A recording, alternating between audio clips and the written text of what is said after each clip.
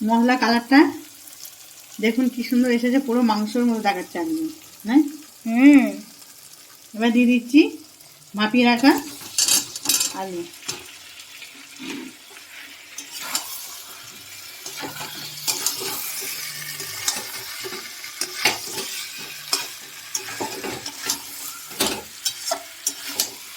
এই আলুর দম দিয়ে রাইস খেতেও কিন্তু দারুণ লাগে। পোলাও রাইস সব দিয়েই চলে। কি দারুণ দেখতে লাগছে আলুর দমটা।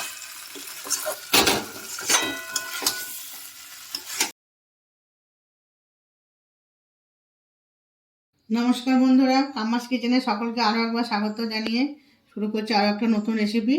আজকে আপনাদের সামনে নিয়ে এসেছি, বানিয়ে দেখাবো আলুর দম। পুরো নিরামিষ পদ্ধতিতে বানাবো। তাহলে প্রথম থেকে শেষ পর্যন্ত ভিডিও দেখতে থাকুন। আমি কি করে বানাবো তার জন্য পুরো ভিডিওটা আপনাদের দেখতে হবে। আমি কি কি নিয়েছি বলে দিচ্ছি। প্রথমে নিয়েছি আলু, ছাড়িয়ে কেটে ভালো করে ধুয়ে নিয়েছি। আর আমি এর মধ্যে কিছু মশলা বাটা দেব। আদা, কাঁচা লঙ্কা বাটা, জিরে ধনে বাটা, কাজু বাদাম পোস্ত বাটা, মগজদানা বাটা, টক দই, লাল লঙ্কা গুঁড়ো, কাশ্মীরি লঙ্কা গুঁড়ো, টমেটো কুচি, আর ফোড়নের জন্য নিয়েছি গোটা শুকনো লঙ্কা, তেজপাতা, গোটা জিরে, গোটা গরম মশলা। আমি এখানে একটা ভাজা মশলা আমি ভেজে নিয়েছি। আমি এখানে কি কি আছে বলে দিচ্ছি। গোটা গরম মশলা নিয়েছি, লবঙ্গ, দারচিনি, এলাচ, জয়িত্রী, আর নিয়েছি গোটা জিরে, গোটা ধনে, সাহা জিরে, তেজপাতা আর জায়ফল। এ কটা আমি ভেজে নিয়েছি। এবার আমি এটা শিলে একটু গুঁড়ো করে নেব। তাহলে চলুন এবার রান্নাটা আমি শুরু করে দিচ্ছি। প্রথমে আমি আলুটা একটু কুকারে একটা সিটি দিয়ে নেব।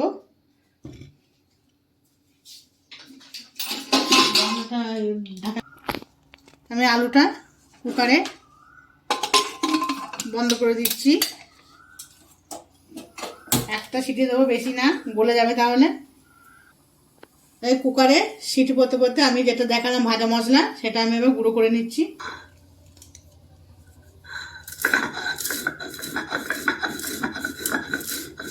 এই ভাজা মশলাটা যেগুলো নিরামিষ তরকারিতে দিলে খুব ভালো লাগে। এর মধ্যে আপনারা গোলমরিচও দিতে পারেন। আমার ঘরে গোলমরিচ ছিল না বলে আমি দিইনি। মশলাটা ভেজে আমি গুঁড়ো করে নিয়েছি। এটা আমি ঢাকা দিয়ে রাখবো, নাহলে গন্ধটা পুরো বেরিয়ে যাবে। এবার কখন আমি মশলাটা দেবো তার জন্য ভিডিওটা পুরো দেখতে হবে। আরও আমি আলুর দমে আরও কিছু অ্যাড করবো, আমি দেখাবো সেটা রাঁধতে রাঁধতে আপনাদের।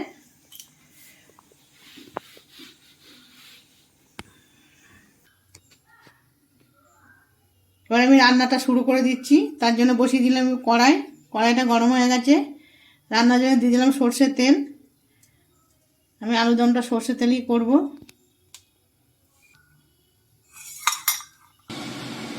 প্রথমে দিয়ে দিচ্ছি আমি ফোড়নের জন্য যেগুলো নিয়েছিলাম, গোটা জিরে, গরম মশলা, তেজপাতা আর শুকনো লঙ্কা।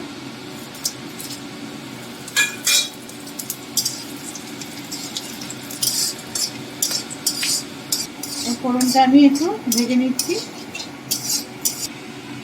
আদা, কাঁচা লঙ্কা প্রথমে দিয়ে দিলাম।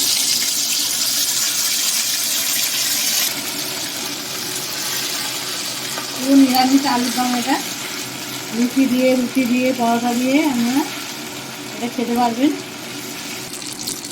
ধনে আর জিরে একসাথে বাটা।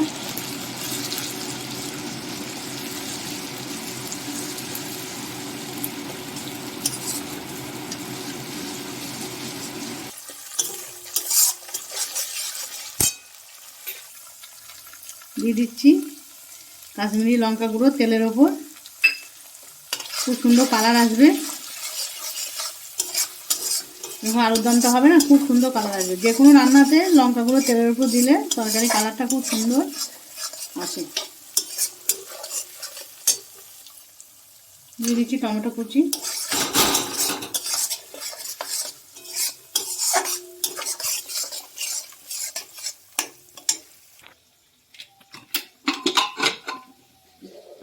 আলুটা সেদ্ধ হয়ে গেছে, আমি নামিয়ে নিয়েছি।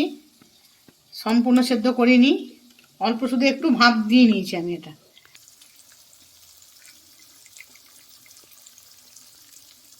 দিয়ে দিচ্ছি হলুদ গুঁড়ো,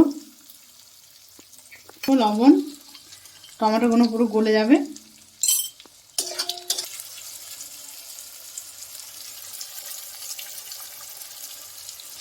দিয়ে দিচ্ছি এটা ঝাল লঙ্কা গুঁড়ো, এটা ঝাল।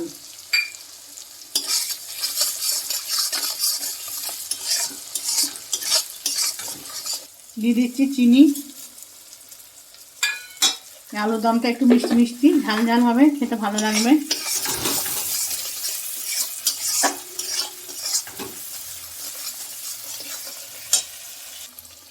দিয়ে দিচ্ছি মগজদানা বাটা, দিয়ে দিচ্ছি কাজু বাদাম পোস্ত বাটা,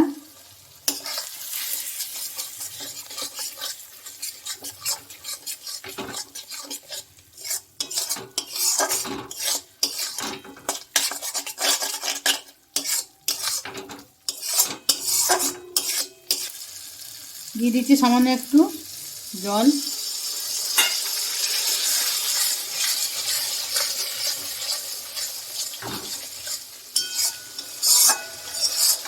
তো দারুণ এসছে।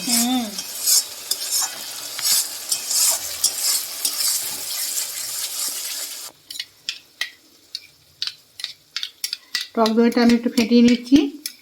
এই আলুর দমটা আমি বানাচ্ছি শিবরাত্রি স্পেশাল আলুর দম, কারণ শিবরাত্রিতে সব লুচি দিয়ে পরোটা দিয়ে এই আলুর দমটা বানিয়ে খাবেন, দেখবেন ভালো লাগবে।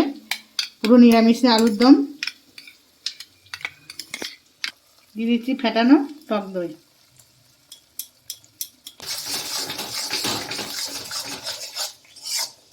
এবার এটা ভালো করে আমি সব মশলা দিয়ে দিলাম, এবার কষিয়ে নিচ্ছি। এবং কালারটা কি সুন্দর এসেছে।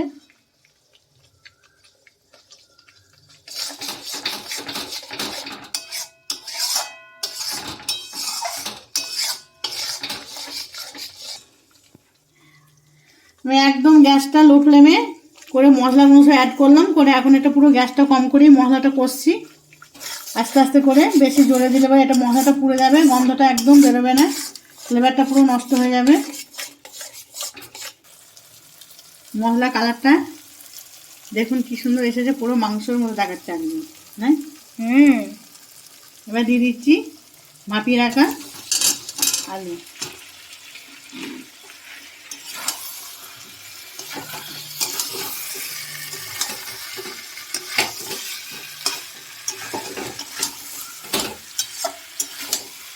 এই আলুর দম দিয়ে রাইস খেতেও কিন্তু দারুণ লাগে। পোলাও রাইস সব দিয়েই চলে। কি দারুণ দেখতে লাগছে আলুর দমটা।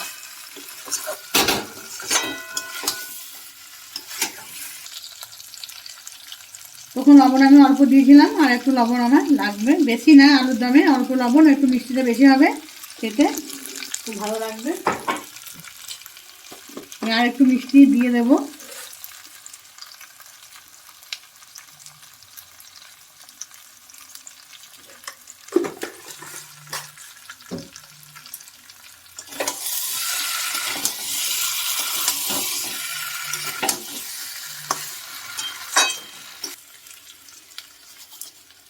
দিয়ে দিচ্ছি একটু কসুরি মেথি, একটু হাতে ঘষে।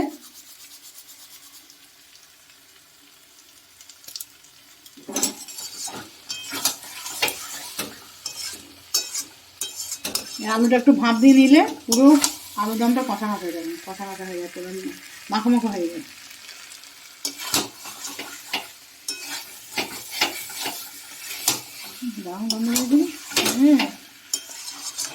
দিয়ে দিচ্ছি একটু জল, অল্প পরিমাণে জল দেবো।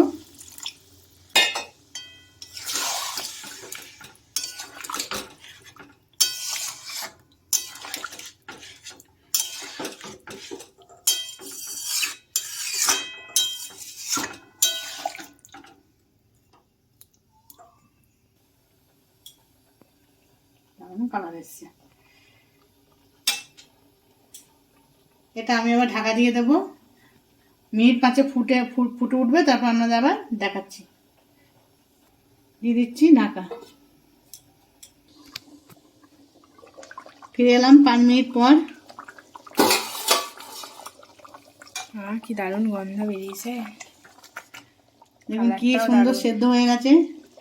আমি একটু হাফ সেদ্ধ করেছিলাম, আর দারুণ সেদ্ধ হয়ে গেছে। এবার দিয়ে দিচ্ছি ভেজে রাখা মশলা।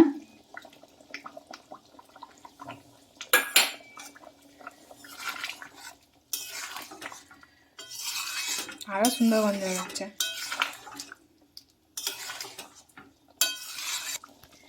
দিয়ে দিচ্ছি ওপর থেকে একটু ঘি।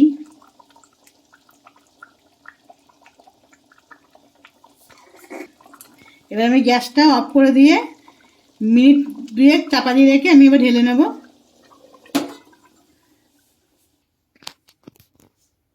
ঢাকনা খুলে নিচ্ছি, এবার ঢেলে নেব।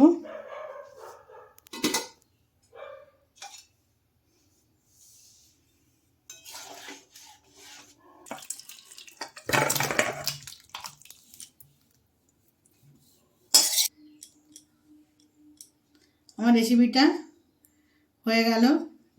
রেসিপিটা প্রথম থেকে শেষ পর্যন্ত দেখার অনুরোধ রইল আমাদের কাছে। দেখবেন শিবরাত্রির স্পেশাল রেসিপি এটা। আলুর দমটা বানিয়ে শিবরাত্রি উপোসের দিন আপনারা খেতে পারবেন, যারা নিরামিষ খান। আমার রেসিপিটা যদি ভালো লেগে থাকে লাইক কমেন্ট শেয়ার অবশ্যই করে দেবেন। চ্যানেলটিকে যারা এখনও সাবস্ক্রাইব করেননি, করার বাকি রয়ে গেছে, তাদের কাছে আমার একটাই অনুরোধ, চ্যানেলটিকে সাবস্ক্রাইব করুন, পাশে থাকুন, পাশের ঘন্টিটা ক্লিক করবেন সাবস্ক্রাইব করার সঙ্গে সঙ্গে।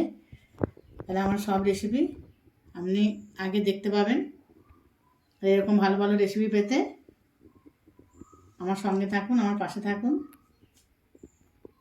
তাহলে চলুন আজকে এই পর্যন্ত, আবারও নিয়ে আসছি নতুন আরও একটা রেসিপি।